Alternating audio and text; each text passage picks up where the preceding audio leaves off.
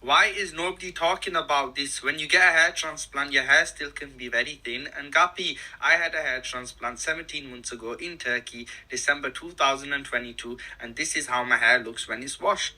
Look how thin and see-through it is. Honestly, that's 4,050 grafts.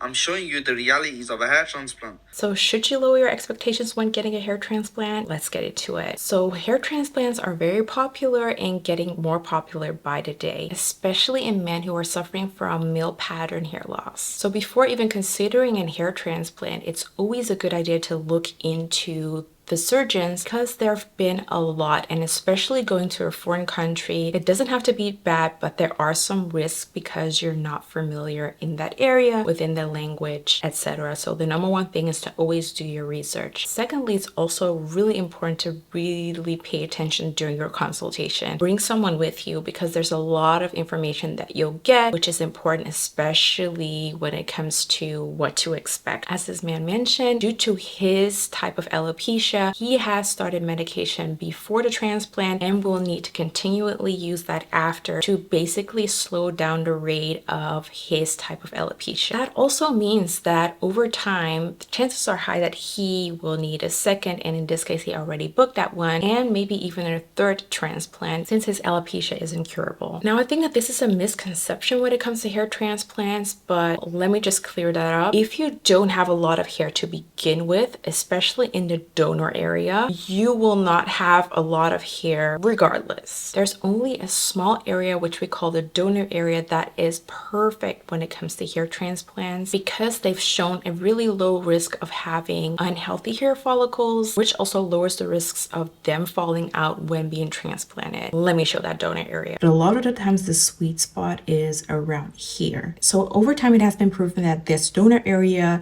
stays pretty consistent and has the healthiest hair follicles to work on. So during this procedure, they harvest the hair follicles in a pattern that makes it seem very natural because you still want hair to be remaining there. So they use a pattern that will eventually heal very naturally, and yes, that part will be thinner, but it will blend super seamlessly and you won't see it unless you really have a short haircut like this, because obviously there is some scarring involved. Since the hair is so short, it is super obvious, but when the hair starts to grow, you will see that it seamlessly blends. This also shows you that yes, the hair needs to come from somewhere, since we cannot duplicate or grow new hair follicles. And if you, for example, have low density hair all over, chances are pretty high that that same density will show off even after the hair transplant. So the more follicles you naturally have, the more follicles they can harvest from the donor area, and the more you'll have on the transplanted area. Another thing is your hair and scalp type, or hair and skin tone. In this case, he is very fair skinned and he has dark brown, I think almost black hair, meaning that the contrast between the skin and the hair is very high, making it more noticeable and obvious. It's important to know that it is all about the placement. You won't get more hair. The hair is just spaced out in a more natural way, giving you an overall fuller appearance because there are no bald spots anymore. All in all, the most important thing is to really do your research to make sure that you have a realistic expectation about your transplant. I absolutely love hair transplants, and I think that they're an amazing way to really give you that joy of life back when it comes to your appearance. It's not always suitable for everyone, but when it is, I've seen amazing results.